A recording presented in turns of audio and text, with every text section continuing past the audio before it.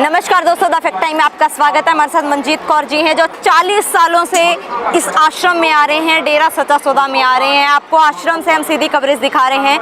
क्या कहना है मंजीत कौर जी का डेरा सच्चा सौदा के बारे में, इनसे सीधी बातचीत करते हैं। Manjeet Kaur ji, the fact time में आपका स्वागत है। हाँ जी। आप 40 सालों से आ रहे हो डेरा सच्चा सौदा में, कितना विश्वास करते हैं? 10 साल तो सिर्फ सेवा चाह रहे हैं पंडाल समिति में, मैं सेवादार हाँ जी। कितना विश्वास करते हैं गुरु जी के ऊपर?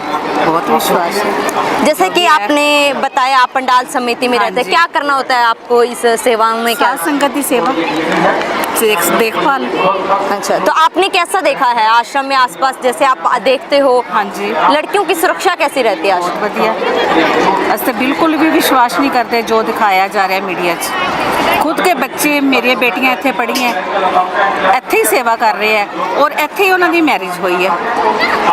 कदे भी अलग तरीके का महसूस किया होवे ਜਾਂ कदे बिल्कुल भी नहीं, बिल्कुल भी नहीं।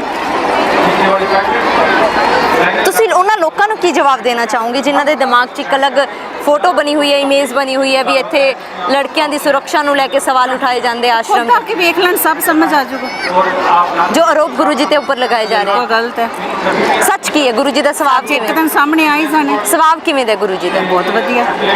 अस जो पाया गुरु जी तो पाया। गुरु जी का नेचर किवें दा? बहुत वधिया। की काम किते उन्होंने समाज ਦੇ ਲਈ? ਦੇ ਸਾਲ ਮਾਨਤਾ ਭਲਾਈ ਦੇ ਜੋ ਕੰਮ ਹੈ ਉਹ ਲੋਕਾਂ ਤੋਂ ਕੋਈ ਛੁਪੇ ਨਹੀਂ ਹੋਏ। ਕਿ ਅੱਜ ਗੁਰੂ ਜੀ ਦੀ ਸਮਾਜ ਨੂੰ ਜ਼ਰੂਰਤ ਹੈ? ਜੀ ਬਿਲਕੁਲ, ਸਾਨੂੰ ਵੀ ਹੈ, ਗੁਰੂ ਜੀ ਸਭ ਨੂੰ ਜ਼ਰੂਰਤ ਹੈ ਲੋਕਾਂ ਨੂੰ। ਕੀ अपील करोगे सरकार को? ਇਹ ਹੈ ਵੀ ਜੋ ਸੱਚ ਹੈ ਉਹ ਸਾਹਮਣੇ ਲਿਆਂਦਾ ਜਾਵੇ।